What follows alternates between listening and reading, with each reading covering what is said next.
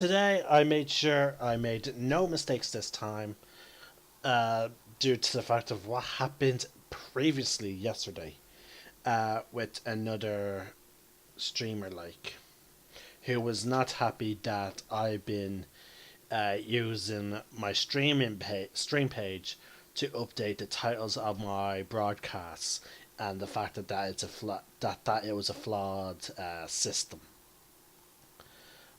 But I'm going to move on from that because I want to keep uh, going. Now, mind you, though, now my channel has a blemish on its record now, due to the fact that I was reported. But anyway, today it is finally time, folks. I can now talk about my favorite class. We've covered, I believe, every single class at this point. Let me just quickly check, because I want to make sure I covered everything. Uh, let's see here. Let's check. They might not be in the proper playlist yet, so I'm just going to go straight into my channel and check my recently uploaded list. Okay, we have I have an Adventurers League tainted to discuss, so don't worry. Okay, Sorcerer is fully uploaded. Sword Guy Online, and then there's the Rangers. Yeah, I believe I covered all the classes now, so I'm literally on my favorite class, the Wizard. Now, folks, the way I'm going to orchestrate this video, and the reason why I'm doing it this way is because otherwise this will be an extremely long video. So I'm going to try and break this up into multiple parts for viewing convenience. Now, the Wizard is unique in terms of classes when it comes to archetypes, or specializations, we'll call it. For you see, whereas most classes would have 2 to 4 archetypes, the Wizard has one for every type of school of magic, plus 2 from the Sword Coast Adventurer's Guide and Xanatar's Guide to everything. Now, we're only going to, again, as I said, we're going to cover each archetype individually in its own video. So those videos will be relatively short. But yeah, the point is, it is very much long. Now, my favorite school, I believe, is second to last. Yes, it is. But yeah, we're going to focus, in this video, we're going to focus on the core Wizard, and then we'll move on to its archetypes. So, but yeah, folks, I just can't say enough that this is by far my favorite class. The only thing I dislike about this class is, chances are you'll probably at least have one person at the table that you're playing at, if you're playing a wizard, or if there's a wizard in your party, at some point say, "You're a wizard, Harry." You know, the meme, like the the badly aged joke. So there's always going to be that one person. But okay, I'm just moving my mic away. So let's see. Yeah, I'm generally in the green here. Okay, now let's read from the player's handbook. Generally, some of the lore that they've put in here, as per usual, we're going to get the first section is going to give us some inspirational descriptions of wizards doing pretty cool things, to get us the general sense of what a wizard is. Then we get into their lore, which is titled Scholars of the Arcane. Then why they generally become adventurers, which is called titles The Lure of Knowledge. So, and then we have our quick builds. Okay.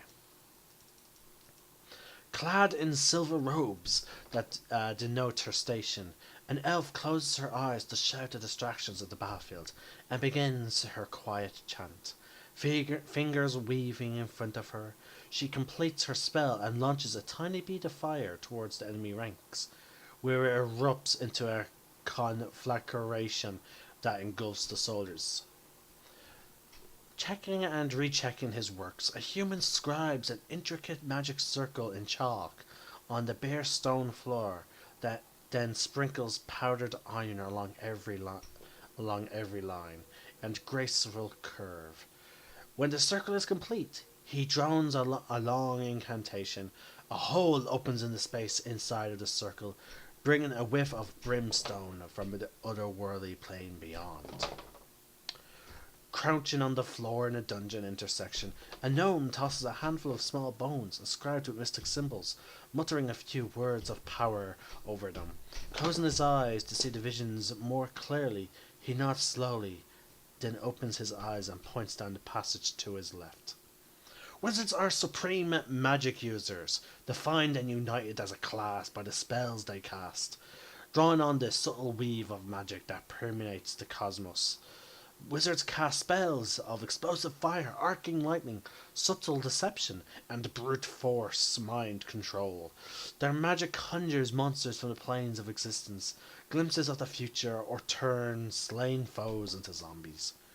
Their mightiest spells change one substance into another, calls meteors down from the sky, and open portals to other worlds. Now, what really caught my attention was the description of what was quite clearly fireball. The fact that it's a tiny bead of fire that then explodes. That is completely different, because the way I always envisioned it was you create an actual ball of fire, like the size of a basketball, or let's say an apple, and then that explodes. But this description suggests a bead, which is much, much smaller. It's like the size of your pinky finger, or even smaller, depending on the size of the bead. So yeah, that's quite interesting. Okay, let's talk about, let's get into the lore. Wild and enigmatic, I probably butchered that pronunciation, varied in the form of function, the power that of magic draws students who seek to master its mysteries.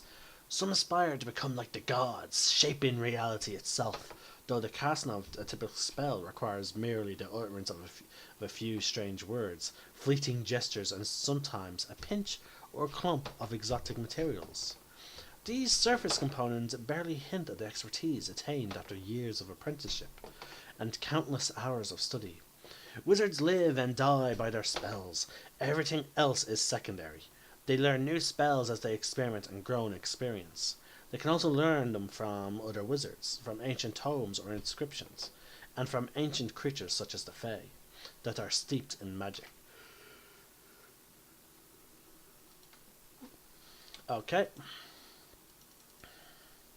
Wizards' lives are seldom mundane. The closest a wizard is likely to come to an ordinary life is working as a sage or lecturer in a library or university, teaching others the secrets of the multiverse. Other wizards sell their services as diviners, serve in the military forces, or pursue lives of crime or domination. But the lure of knowledge and power calls even the most unadventurous wizards out of the safety of their libraries and laboratories, and into crumbling ruins and lost cities. Most wizards believe that their counterparts in an ancient civilization knew secrets of magic that have been lost to the ages, and discovering these secrets can unlock the path to the power greater than any magic available in the present age. So there you go, folks. That is some of the lore on wizards in general. Now, there is an expansion to that lore, in Xanatar's Guide. We'll get to that. Actually, we might as well cover that now, and then that way, when I have to reopen Xanatar's Guide to talk about the archetype of the class in there, we can skip that entire section and focus on the class.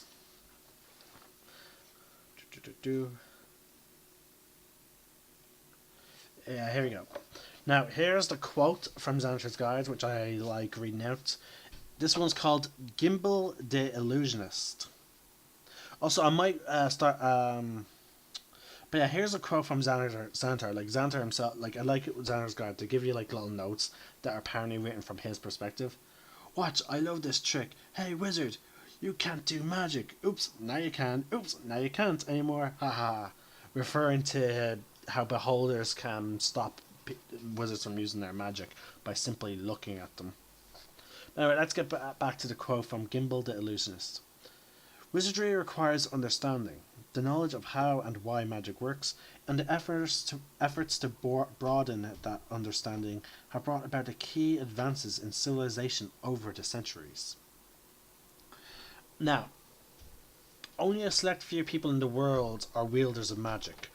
Of all those, wizards stand at the pinnacle of the craft. Even the least of them can manipulate forces that flout the laws of nature, and the most accomplished of them can cast spells with world-shaking effects.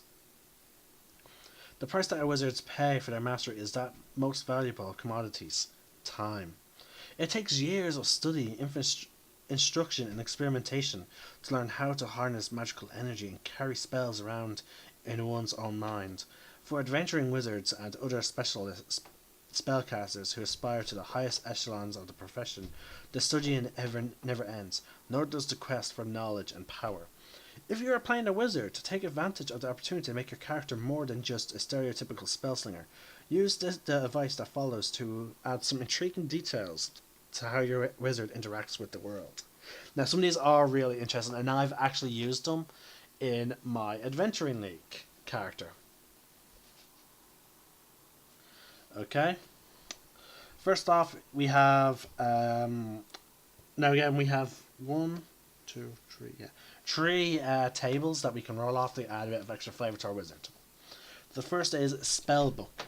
Your wizard's character's most prized possession, your spellbook, might be an insidious-looking volume whose cover shows no hint of what's inside, or you might display some flair, as many wizards do, by carrying a spellbook of an unusual sort. If you don't own such an item already, one of your goals might be to find a spellbook that sets you apart by its appearance or its means of manufacture. Now, they give you 6 examples, which you could take or you can try and create your own. Here's some of the examples. Now, I've actually taken one of these I have for my character. A tome with pages that are thin sheets of metal, spells etched into them with acid. Long straps of leather on which the spells are written, wrapped around a staff for ease of transport. A battered tome filled with pictographs that only you can understand. Small stones inscribed with spells and kept in a cloth bag. A scorched book ravaged by dragonfire, with the script of your spells barely visible on its pages. A tome full of black pages whose writing is visible only in dim light or darkness. That is the one I chose for my character. But the funny thing is, as we saw, 2 of these options are not even books, which adds really a nice flair to your character. To be honest with you, I was actually thinking of doing something similar, but with bones for my necromancer. But yeah, I might do that for my next necromancer. A few now we have the other things. That was our spell books. The last 2 tables we have is ambition and eccentricity, which is basically, again, I butchered the pronunciation, but basically you're an eccentric, and these are some eccentrics you can pick from. Ambition. If a few aspiring wizards undertake the study of magic few aspiring wizards undertake the study of magic without some personal goal in mind. Many wizards use their spells as a tool to produce a tangible benefit in material goods or in status for themselves or their companions. For others, the theoretical aspect of magic might have a strong appeal, pushing wizards to seek out knowledge that supports new theories of the arcane or confirms old ones. Beyond the obvious, why does your wizard character study magic, and what do you want to achieve? If you haven't given these questions much thought, you can do so now, and the answers you come up with will likely affect how your future unfolds. Now, again, we have 6 options. You will prove that the gods aren't as powerful as folk believe. Immortality is the end goal of your studies.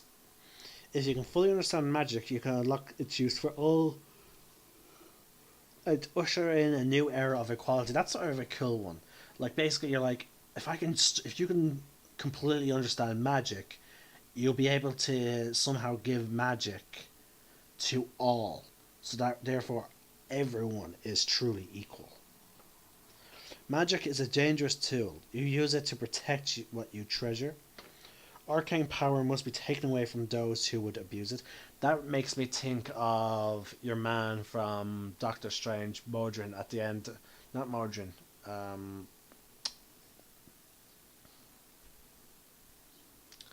I can't remember his name, but he was at the end of it was the after credit scene.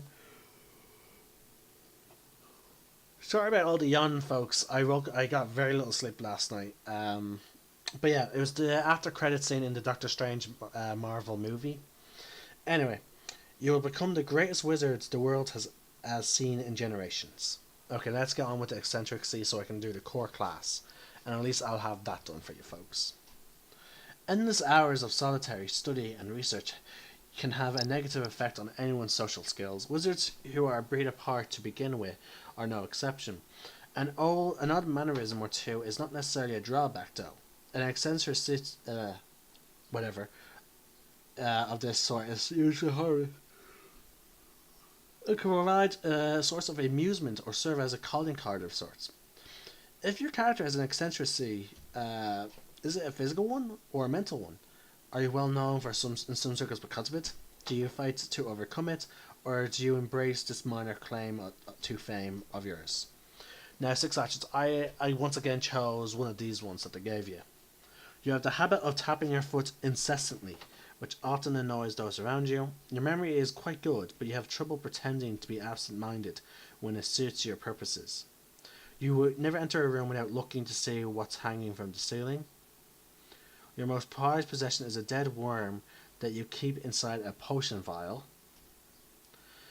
When you want people to leave you alone, you start talking to yourself. That usually does the trick. Your fashion sense and grooming are accurately, or more accurately, lack thereof, sometimes could cause others to assume you are a beggar. And there you have it, folks. That's all the Vanilla Wizard stuff from Xanatar's Guide. Now, again, you don't have to take any of them, but again, some of them can add really extra flavour. For example, in my first Adventurers League game, because my character often talks to himself, it's called, like, it allows my character to stand out a bit more in terms of personality. Like, he's not just, oh, he's the wizard. Like, it's a stand he has now in his mind. Oh shit, that's that creepy ass magic user guy who collects skeletons, and who has that strange book, which is fun because again, those people were not in my game on last Monday, so which means, you know, at some point when we get back to them, they'll be like, "Oh, it's you," and like they will instantly remember, like, "Yo, shit, you're that guy who talked to himself." But okay, folks, enough with that. Let's get into the nitty gritty of it. Now, let's see. Here we go. We'll start off with creating a wizard and then the quick build. And then we'll get on with the table before we talk about features. Creating a wizard character demands a backstory dominated by at least one extraordinary event. How did your character first come into contact with magic? How did you discover you had an aptitude for it? Do you have a natural talent, or did you simply study hard and practice incessantly? Did you encounter a magical creature or an ancient tome that taught you the basics of magic? What drew you forth from your life of study? Did your first taste of magical knowledge leave you hungry for more? Have you received word of a secret repository of knowledge not yet plundered by any other wizard? Perhaps you're simply eager to put your newfound magical skills to the test in the face of danger.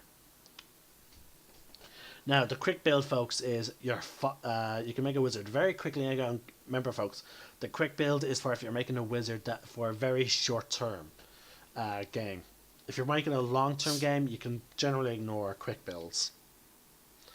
But yeah, for first, intelligence has to be your highest ability score, because that is your everything a wizard does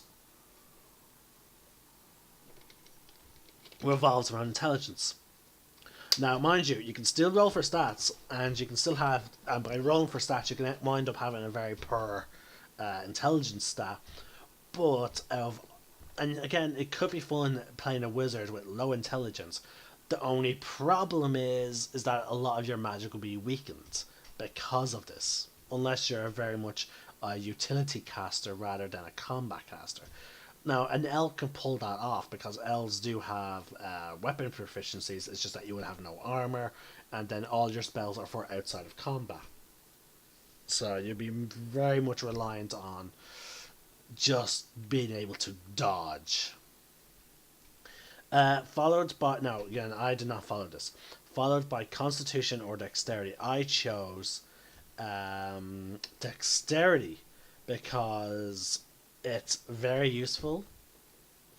Because again, it allows me to dodge, and it goes well with my Mage Armor spell, and it allows me to get higher up in the initiative order. Now don't get me wrong, Constitution was not my dump stat. Strength was my dump stat, so I don't have to worry about that. Now, if you plan to join the School of Enchantment, make Charisma your next ability score. Second, choose the Sage background. Third, choose the Mage Hand, Light, and Ray of Frost cantrips, along with the following first level spells for your spellbook: Burning Hands, Charm Person, Feather Fall, Mage Armor, Magic Missile, and Sleep. Now, I have my own traditional starting list. I generally like to balance out spells that I have to prepare and rituals, because a wizard has a unique ability to cast ritual spells without spending a spell slot, and they don't have to have them prepared. So I like to prepare all my non-ritual spells and then keep my ritual spells in my spell book, not memorized. Sure, it takes an extra 10 minutes to cast, but you can cast them for free. So, and in terms of first level spells, I take Ray of Sickness, and I take Mage Armor, because again that will give me 13 plus Dexterity, which for my current character gives me an AC of 15. And then I like to take the Shield spell, because that is really handy to get you a 20 AC. Mind you, it only lasts for a round. Now, that is the quick build now, folks. Let's go onto the table. Now, yeah, a wizard starts off with 3 cantrips. They get 4 cantrips when they reach level 4. And then when they reach level 10, they get a 5th cantrip. Now, one of the most important cantrips that wizards generally take, I don't completely agree with it, but wizards often take it. There are 2 cantrips which wizard characters, and especially in Adventures League apparently, that they always take. And that is Mage Hand and Light. Mage Hand because it allows them to potentially avoid traps when they see an object sitting on a pedestal or something. And then Light because that way they don't have to play a character with dark vision. They can then cast Light. Or it's a support spell. For me, I did not start with either of them. I took Chill Touch, Toll the Dead, and Mending. But I do eventually plan to build into them slowly down the road. With first of all being Mage Hand now, because of now the fact that he has started adventuring, he's realizing, oh, this spell would be quite handy. So, in terms of spell slots, now Wizards has generally the same spell slots as a Sorcerer. So yeah, you start off with 2 spell slots of first level. Then you get your third first level spell slot at level 2, and then you get your fourth first level spell slot at level 3. And then that is your maximum. I've just gotten that. So now I can cast 4 first level spells, and I have now 2 second level spell slots. And then you get your third second level spell slot at level 4, which will be your maximum for the remainder of this class. And then when you reach level 5, you get your access to your third level spells as well as spell slots, beginning with 2 third level spell slots. And then when you reach level 6, you get your third level spell slot. And then that will be your maximum for that for the rest of the class. You get access to your 4th level spells at level 7, and you only get 1 4th level spell slot. But then at level 8, you get your second, and then at level 9, you get your third, which is then your maximum. You get your 5th level spell slots and spells at level 9. You'll start off with one 5th level spell slot, then you get your second at level 10, and then you get your third at level 18, which is then your maximum. As when you reach level 11, you get your 6th level spell slot. You will only have one until you reach level 19, in which case you will get your second and final 6th level spell slot. You get access now to 7th level spell slots when you reach level 13. You will only have one until you reach level 20, in which case you will only have 2 7th level spell slots. Now, as for 9th and 8th level spells, these spells can pretty much alter reality or decimate entire cities or armies in some cases, depending on which spell you're referring to. Uh, so they're generally powerful, like the sorcerer, you will only get one of each level for 8th and 9th. You get your 8th level spell slot at level 15, and then there is no second level second one. There's only the 1 8, and then there's the 1 9th at level 17. Now those spells you can generally only cast once per day, and that's the way they designed it. Even if you switch over to the spell point system, which allows you a lot more flexibility, you cannot cast 6th to 8th, 9th level spells. You can only cast one a day when it comes to those spells. I believe that's the term, or is it one of each level a day? But the point was, there's still that cap that you can, even though you would have spell points to spend on 9th level spells, you cannot spam 9th level spells. You can still only cast one per day. But when it comes to the weaker level spells, you have so much more flexibility. Mind you, sorcerers still have so much flexibility with that, with that rule variant. Now, class features. Let's go into it. Now, here's the first thing I'm going to cover, folks. Is a wizard is squishy. In an Adventurers League, you can die in your first game. I myself have actually dropped to 0 hit points in one attack. Now, luckily, I had a druid ally who gave me a good berry, which healed me. But again, folks, if you're playing a wizard, wizards are considered high tier characters, meaning that you generally need to know what you're doing and play carefully. They are very difficult to play, but if your wizard survives, if you're playing a pure wizard and you survive to like let's say about level 11, you can start doing amazing stuff compared to other classes. So again, it's worth playing a wizard. It's just that it's difficult. Your hit die is 1d6 per wizard level. You start off with 6 plus your Constitution modifier in terms of health, and when you level up, you can increase your health by rolling a d6 and adding your Constitution modifier, or you can take 4 plus your Constitution modifier. I have 0, so I'm taking that 4. Now in Adventure League, you have no choice but to take the 4 plus con. So right now, my character is level 3. He has 14 health. I'm level 3 and I have 14 health, whereas some members of my party have they've reached now the 20s. So I'm just like, yes, protect me. I need you guys to protect me. I can do powerful magic shit, but I need you to protect me.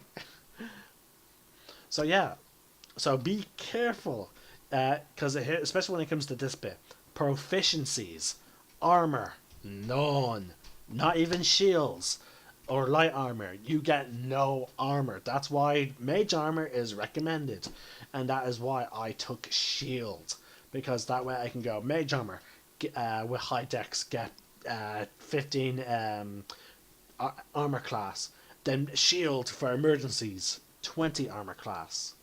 So yeah, folks. Now, in terms of weapons, you don't even get simple weapons. You get 5 weapons: daggers, darts, slings, quarterstaffs, and light crossbows. Now, this can be mitigated by playing an elven wizard, because elves get weapon training, and dwarves get, I think, armor training. Let me just quickly check Because the thing is, when you're playing a wizard, if unless you're proficient in the armor, you actually cannot use magic. You can only use magic while wearing armor you're proficient with. So let me see here. Dwarf traits. I believe there is here a dwarf combat train. You have proficiency in a battle axe, hand axe, throwing hammer, and warhammer. Because where there's a dwarf. Here we go. Mountain dwarves. A mountain dwarf wizard could technically wear light and medium armor and still get what's it called? Be able to cast their spells. And then an elf can get different weapons. Sorry, a lot of different weapons, and still be effective with magic. Now there's the problem though. That is more for power building. I'm not a big fan of it. For example, I like playing a tiefling which only gets a +1 intelligence and +2 charisma. So, but I like playing tieflings. So that's even though it's not the most ideal race to play as a wizard, it's still ridiculously fun to roleplay it. Now, you get no tool proficiencies, and your saving throws are intelligence and wisdom. Now, your skills. You get to choose two from the following: Arcana, History, Insight, Investigation, Medicine, and Religion. So, pretty much two wisdom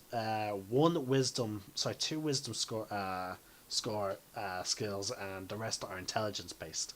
I generally go with Arcana bare minimum because your character studies the arcane, and then possibly pick one other based on what type of character you're going with. I like going with my Necromancer when I play Wizards, so I go Medicine Arcana, so that way it's the study of magic but also the body. So here we go. Next, in terms of class features, we're going to talk about your starting equipment. If you pick it, there's starting wealth. Wizards get a fair bit amount of money, starting money, but if you're taking equipment. Now, me and my friends have had multiple debates, and actually, I'll see about quickly Googling that right now. See if has anyone asked it. Sage advice. Wizard starting gold spell book. Here we go. Alright, because again, it comes up twice. On page 144, the wizard ability states the wizard has a spell book. Would that mean it's free down? It's free. It's on the class of the starting equipment, unless you buy the wizard's equipment a la carte. So if you opt for the starting gold, you have to pay the 50 gold for the spell book. Yes, if you opt for the starting gold, your character doesn't get any of the free equipment listed in their class. In a recent tweet, you said a character CMing into wizard gets a spell since it's in the spell casting description. Does that rule otherwise this one overwrite this one, or do they both stand on their own? A wizard has a spell book. If you choose this class starting equipment option, the book is free. Not the option when multiple into it. Otherwise, the spell book typically costs you to go, but they might put the book into possession some other way. Okay. So again, we had the debate about this. It's nice that it's finally answered. It's only taken. We had this argument when we first started Dungeons and Dragons, so it's nice that it's been finally settled. It's a little weird, especially when I read the following. Okay, starting equipment.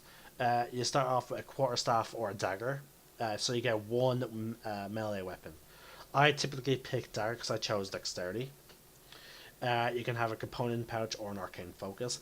They both do the exact same thing for you, but it depends on what type of thematic you're going for. I like the idea of using like a wand that's made of bone, so that's why I choose arcane focus. Then you can either pick a scholar's pack or an explorer's pack. My current character is a spy, so I actually chose explorer's pack. And you get a spell book. Now again, because it's listed under the starting equipment, that's why we got into this debate. Because later on, when you go into the spell casting section, it's actually listed as a feature, not as a starting equipment. It's also listed as a feature. Because here it goes. You go into the spellcasting feature description, and then it brings up at first level you have a spell book containing 6 first level spells. Now, again, clearly, as I just read, it turns out that even though this feature only really comes into play if you're multi-classing, if you're a starting wizard, uh, you have to pick starting equipment or buy your spell book. Now, wizards magic works very much different than other characters. We've had it works closely similar to um, druids and clerics and paladins in terms of we prepare spells. Now, but it also works similar to warlocks and sorcerers and bards because we only have a limited amount of spells. As I said, our spell book only contains 6 first level spells, and we can our amounts that we can prepare is intelligence modifier plus character level. Or no, yeah, it's wait, is it half or character level? You choose a number of spells from your spell book equal to your intelligence modifier plus your wizard spell, your wizard level. So yeah. So starting off, let's see. Let me actually take out my Adventurers League wizard because it's the nearest one to me. So I can use as an example. It's always nice to use actual characters sheets as like actual characters as examples. Alright, I'm a wizard level 3. My intelligence modifier is +3, so I can prepare 6 spells. So technically I can prepare 6. But when I started off, I could only prepare 4. Pardon me, which is not bad considering I start off with 6. So let's say, now this is me using the normal, what's it called, ARI. I believe I may have made a mistake. My intelligence reads as 16. 16 is one of the starting stats, is it not? Hold on, folks. I might have made a mistake creating my character. Oh. Let's see here. I need to go jump onto tiefling traits. Let's zoom in. Yeah, intelligence score increases by 1. And charisma goes up by 2. And then step-by-step character creation. Determine ability scores. Here we go. That's what I'm looking for. Okay, so it's actually 15, 14, 13, 12, 10, and 8. Okay, that's why I have 16 intelligence. I thought I was 16 was the highest number. And then the highest number you could possibly ever get was 18 because of 16 plus if you pick a +2 stat to go with it. Okay, never mind. But yeah. So you have to have a general decent intelligence. Now again, as I said, if you give even a +1 or +2 to your, I believe it's 17 is still, yeah, 17 is still +3. So therefore, but even if you give your +2 or +1 to your intelligence score, if you take the standard array, you'll wind up being able to prepare half your spells if you give intelligence your highest stat, which is pretty good because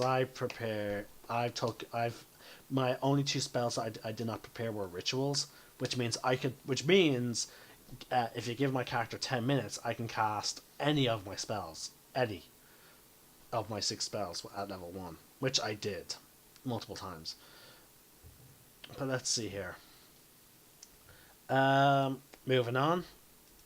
So that's how you prepare. So that's why you need intelligence. So because intelligence is your spell casting ability, and it determines how many of your spells you can prepare.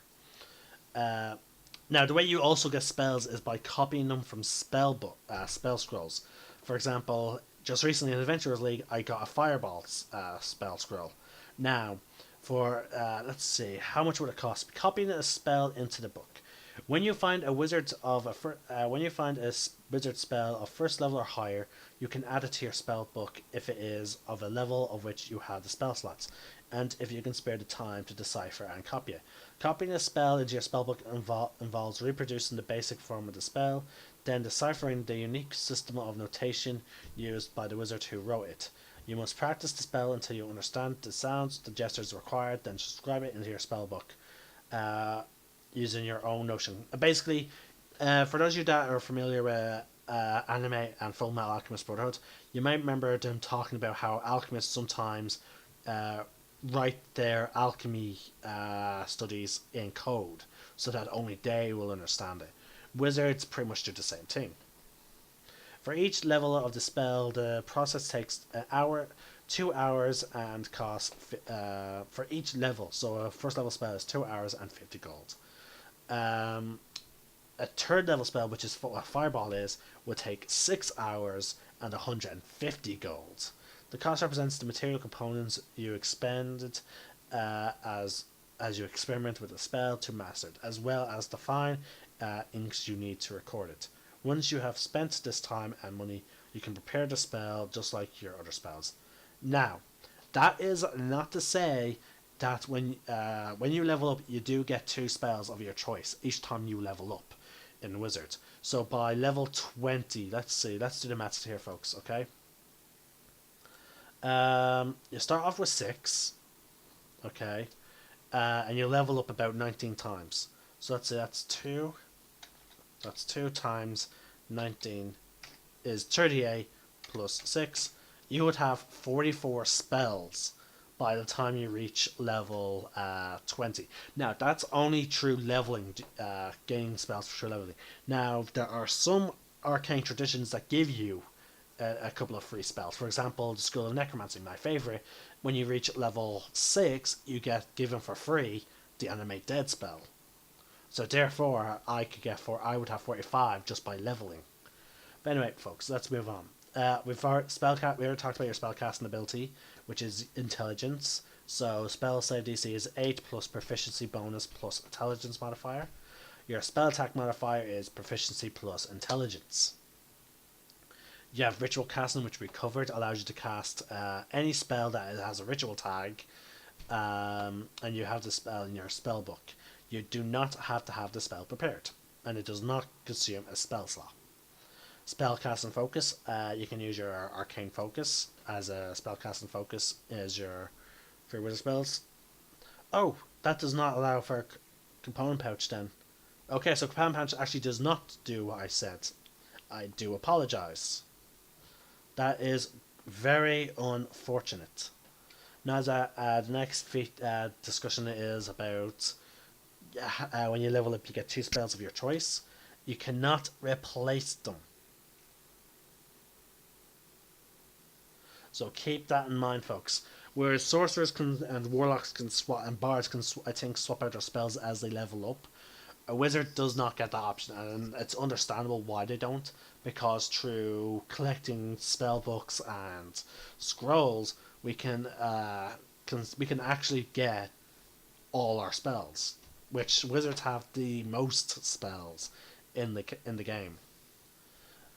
But okay, arcane recovery. That is a useful little feature, folks. At level 1, basically wizards recharge their magic on a long rest, which means if we, for example, at level 1, we only get two first level spell slots. You cast Mage Armor, you've already used up half your magic. And then, in a fight, you use shields. You've now used up all your magic. You're now stuck with just your cantrips, your level 0 spells. Oh no. Oh, we take a short rest. I'll use Arcane Recovery. You get back half your magic spell slot. You get half your spell slots. Now, the exact wording, I can't remember what it was. You have learned to regain some of your magical energy by studying your spellbook. Once per day, this is once per day. When you finish a short rest, you can choose expended spell slots to recover. The spell slots can have a combined level that is equal to or less than your wizard level, rounded up. And none of the slots can be 6th level or higher. For example, if you're a 4th level wizard, you will recover up to 2 levels worth of spell slots. You're going to recover either a second level spell slot or 2 first level spell slots. So keep that in mind. I'm now level 3, so rounded up 2, I believe. I believe that's correct. Because technically it's 1.5, so yeah, rounded up to 2. So I can recover one of my new second level spells, or I can recover 2 first level spells, which I now have 4 of. So again, it's fairly useless, especially if you know you're about to go into a fight. At second level, you get your arcane tradition. Most classes get their specialization either at first or third. Wizards get theirs at second. We're not going to cover it now, folks. We'll list them off now. Abjuration, conjuration, divination, enchantment, evocation, illusion, necromancy, and transmutation. From the Sword Coast Adventurer's Guide, there is Blade Singer, and from Zelda's Guide, there is War Magic. Okay, we are not going to continue. We're not going to talk more about them until other videos. They're going to get each of those schools is going to get their own their own series of discussion. Now you get your usual ASI at 4th, 8th, 12th, 16th, and 19th level. Now here's where it gets really cool for pure wizards. And the reason why we don't get many class features other than our school. At level 18, you have achieved such mastery over certain spells that you can cast them at will.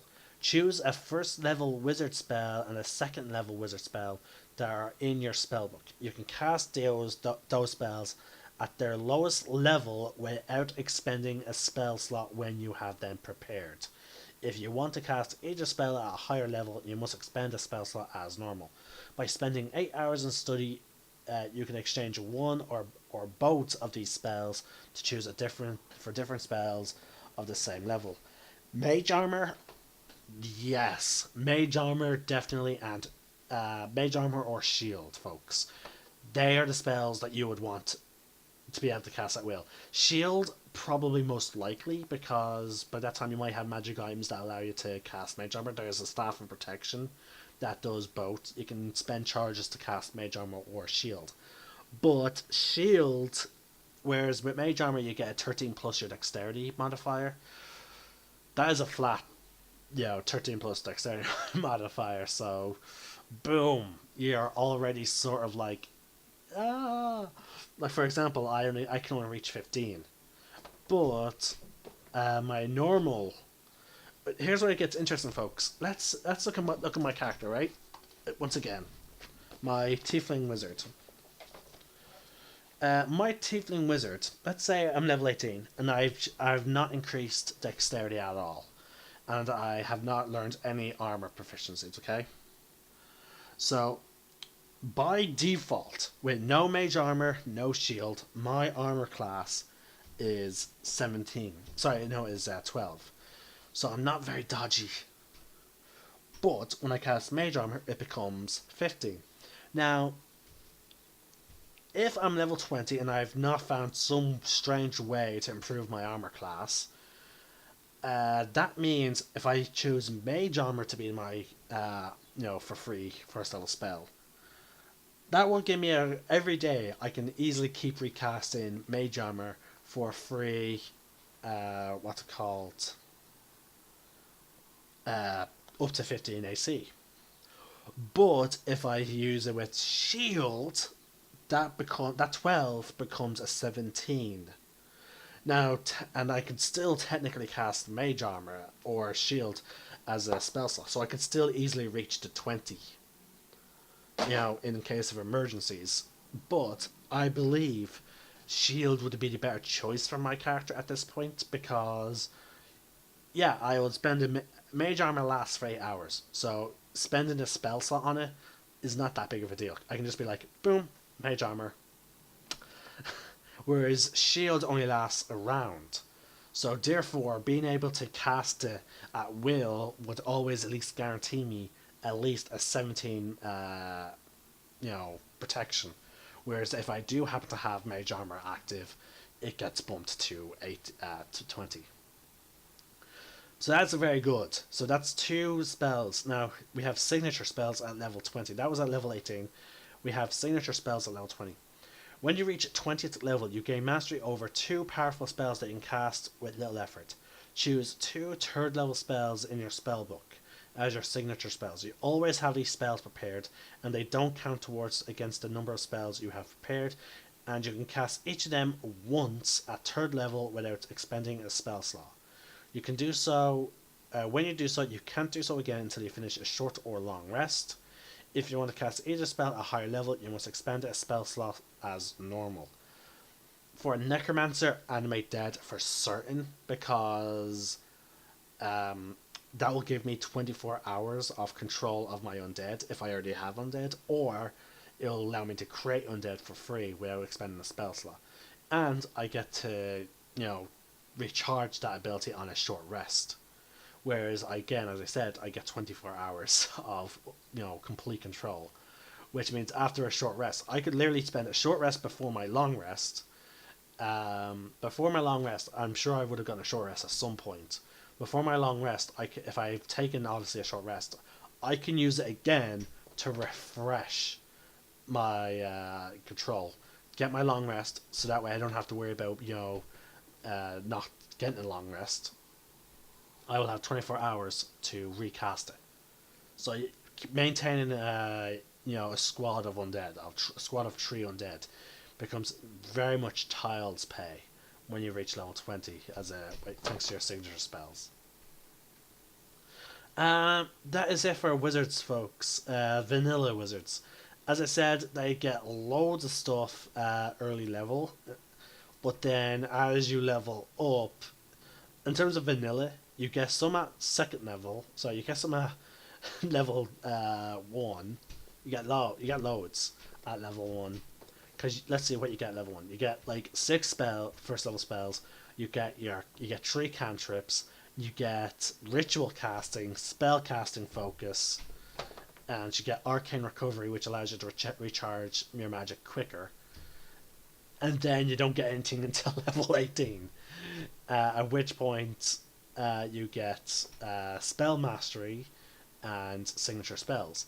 Now, your arcane tradition will generally fill in the gap, because let's see here, you'll get an arcane tradition feature at let's see, 2nd level, 6th level, 10th level, 14th level, and that's it.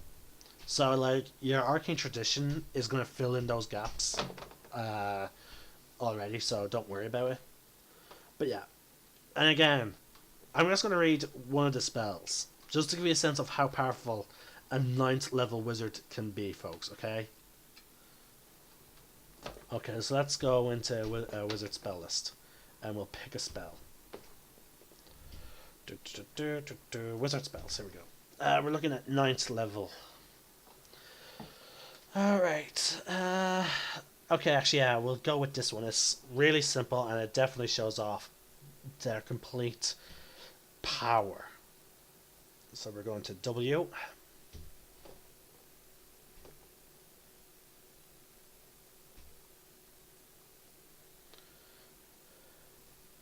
Now, folks, the spell I'm going to read out does have its own drawbacks. So it does come with a little bit of risk, but the potential is ridiculous. Wish. Casting time, 1 action. So less than less than a second, you can cast it. It literally you just have the verbal component, range self, duration instantaneous. Wish is the mightiest spell a mortal creature can cast. By simply speaking aloud, you can alter the very foundations of reality in accord with your desires. The basic use of this spell is to duplicate any other spell of 8th level or lower. You don't need to meet any requirements in that spell, including costly components. The spell simply takes effect. Alternatively, you can create one of the following effects of your choice. You create 1 object up to 25,000 gold pieces in value that is not a magic item. The object can be no more than 300 feet in any dimension, and it appears in an unoccupied space within you that you can see on the ground. Bless me. You can allow up to 20 creatures that you can see to regain all hit points and all effects on them described in the Greater Restoration spell. So, you grant up to 10 creatures you can choose resistance to the damage type you choose. You grant up to 10 creatures you see immunity to a single spell or other magical effect for 8 hours. For instance, you can make yourself and all your companions immune to the Lich's life drain attack. You can undo a single recent event by forcing a reroll of any roll made within the last round, including your last turn. Reality reshaped itself to accommodate the new results. For example, a wish spell could undo an opponent's successful save, a foe's critical hit, or a friend's failed save. You can force the reroll to be made with advantage or disadvantage, and you can choose whether to use the reroll or the original roll. Now, there are some of the stuff that you now there is more to it, but they are the stuff that the book recommends. You might be able to achieve something beyond the scope of the above examples. State your wish to the DM as precisely as possible. The DM has great latitude in ruling what occurs in such an instance. The greater the wish, the greater the likelihood that something goes wrong. This spell might simply fail, or the effect you desire might only be partially achieved, or you might suffer some unforeseen consequences of the result of how you worded the wish. For example, wishing that a villain were dead might propel you forward in time to a period when that villain is no longer alive, effectively removing you from the game. Similarly, wishing for a legendary magic item or an artifact might instantly transport you to the presence of the item to the item's current owner. The stress of casting this spell is to produce any effect other than duplicate another spell weakens you. After enduring the stress, each time you cast a spell until you finish a long rest, you take 1d10 necrotic damage per level of that spell. This damage can't be reduced or prevented in any way. In addition, your strength drops to 3 if it isn't 3 or lower already for 2d4 days. For each of those days you spend rested and doing nothing more than light activity, your remaining recovery time decreases by 2 days. Finally, there is a 33% chance that you are unable to cast the wish spell, ever again if you suffer distress. So if you use this spell for for any other purpose other than to recreate an 8th level spell, you may never be able to cast it again.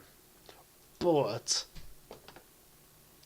you have so much leeway, and if you are extremely clever with your phrasing of certain things, then yeah, you literally just altered reality. There's also meteor swarm. You literally call meteors from space onto your opponents. I'm actually going to read out my favourite 8th level spell, folks. Well, sorry, my 2nd level 8th level spell, folks. Just to give you a sense of why also 7th levels are to be trifled with. Because again, these are your once a day, pretty much once a day spells. Here we go, Finger of Death. My 2nd favourite spell, and it's for necromancy. Casting time, 1 action, range 60 feet, components, verbal and somatic. Somatic means you need to do a gesture. Duration, instantaneous. You send negative energy coursing through a creature that you can see within range, causing it searing pain. The target must make a constitution saving throw. It takes 7d8 plus 30 necrotic damage on a failed save, or half as much damage on a successful one. Get this though. A humanoid killed by this spell rises at the start of your next turn as a zombie that is, and I would like to quote again, permanently under your command, following your verbal orders to the best of its ability. That spell is broken because potentially, now a zombie is actually quite weak, to be honest with you folks. I'm just going to give you an example of the zombie stats. I believe they're in the player's handbook because of this. Let's see, creature statistics. They have some of these in here for rangers and other stuff. Pardon me. Here we go. Zombie. Which is funny because you can take a spider as your familiar. And yet they don't have the spider in here. And a zombie's armor class is 8. That's right, 8. So by the time you reach level 7, you can pretty much insta-kill a zombie. With pretty much even level 0 spell. Yeah. Pretty much. Now, mind you, you can still get bad rolls and they could survive, but chances are you're going to insta-kill them. Sorry, and to get no, you're going to insta-hit them. Sorry. There's by level 7. Let's see, when do I get my something level spells? Let's duplicate this tab again, because we're going to look at our proficiency bonus.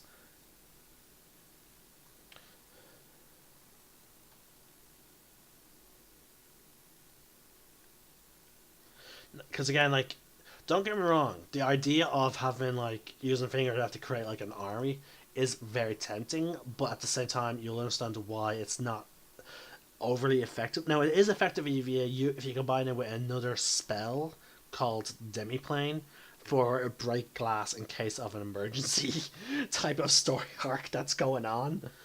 Okay. Your proficiency bonus when you can cast this spell is 5th level. It would be level 12. So you get plus 5, I believe. Yeah, plus 5 to all your... plus 5 plus proficiency bonus. Sorry, plus intelligence modifier. Let's say you never raise your intelligence up to that point. Yeah, that means, for example, with my character, that's a plus 3 as a wizard. Or plus 2 if you're still staff 15. That means you get 7. Unless you roll a natural 1, you're hitting that creature. Even if you have only a plus 2 to your intelligence, you're casting. You still get 2 plus 5, so 7. So if you roll a 2, you roll a 9, you hit the creature. Let's say even if you have a minus 1, you're still very much likely to hit that creature. Now, where zombies get their strength, though, is their health. He has 22 health. You're not going to kill that. You can easily kill it, but I was mistaken when I said a level 0 spell can kill that. Let's see here. There's where's my starter's guide? There it is. Oh, let me look at my favorite. One of my favorite cantrips, Toll the Dead. Because cantrips get scale up with your level. Okay. Toll the Dead. If the zombie is uninjured, and by level 12, I roll 3d8. So minimum damage 3, maximum damage 24. So I could potentially kill it. If it's injured. Well, actually, I know. Bare minimum. Yeah, sorry, bare minimum. If I roll maximum damage, I can kill it. If it's uninjured. Now, if it's injured, I roll 3d12. Which is, very handy. But the thing is, that's a level 0 spell. Level 0 spell. Let's take... there's some other spells I could look at. But yeah, folks, a zombie is very easily killed. Don't get me wrong, though. If you have enough of them, surrounding your opponent, bogging your opponent's actions down with a zombie can still be quite useful. And they still have the ability of undead fortitude, which makes them very useful tanks, especially if you give them plate armor. If damage reduces a zombie to 0 hit points, it must make a Constitution saving throw, while DC of 5 plus the damage taken. So, depending on how much damage they take, they get back. Now, there was sage advice about zombies and armor. Zombie and plate armor. I forgot to type in sage advice here. Let's see here. Here we go. I can't find anything official. Now, Mike Merrill says I'd give them proficiency with all armors and weapons. Hashtag Wizards of the Coast staff. So, yeah. Mike Miles on stage was like, "Oh yeah, they're proficient, so which means I could give my zombies technically, plate armor, get raising their armor class to 18. Again, that's my break glass in case of emergency as a wizard. Like if my character knew he was going to like say, let's say we were planning on going up against a dragon, an ancient dragon, and my character's been slowly building up this zombie ship, putting them into his demi plane, which is a cool, really cool spell because I can create as many of those rooms as I want. I could literally be like, okay, guys, I have a big secret to tell you, but I've been secretly raising an army for just the occasion. I spend the next day or days opening up my demi plane, letting out my zombies till I have like all of them out. So yeah, all they need then is plate armor and some weapons, and we're good to go. Now, mind you, though, a skeleton is more useful, but in the case of this finger of death, zombie is still useful. Now, again, that is an extremely costly tactic. um, the reason why it's so costly, as I claim, now again, as I said, it's break glass in case of emergency, which means it is doable. It's not recommended, but it is doable. Let's see here. I should really do this when I'm talking about I might make a video on necromancers. But okay, folks, just to put it in perspective, let's say you use Finger of Death and you use Demi-Plane and whatever, and you spam it, and you manage to create a small army of like 10, maybe 20 plus zombies. Let's take the lowest number, 10. Actually, no, let's take a squad of zombies, sorry, if you use an animate dead. A squad of 3. Plate armor costs 1,500 gold. Actually, no, that has a strength requirement. 15. No, they cannot use plate. So yeah, the highest they can use is actually chainmail. So 16. Okay, so 16 is still not bad. It's 75 gold. But yeah, the point is, folks, zombies, if they get hit, if you give them chainmail, they have an armor class of 16. But if they get hit, by the time you have that big huge army, chances are they're gonna die instantly. They can even die to one fireball. One fireball spell can take out 10 or so. Well, if we're using a grid, one zombie per square, yeah, they can take 10. A single fireball can take out 10, maybe 15 zombies in a single shot. So again, it's only zombies are really only useful as they're not going to do a lot, but they will use up your opponent's resources. So, uh, so yeah, I'll cover more potential stuff in a separate video at some point. Talking about Necromancer PC, and some of the shenanigans you can probably do with them. I might have Leo guest star on it, and because we've had conversations like this before, coming up with weird stuff like that you can do with them. But anyway, folks, that is wizards in general, and again, as I said, wizards are extremely powerful. They're squishy, but they're extremely powerful. This is Willful Ninja signing out. May the force be with you, and remember, roll for initiative.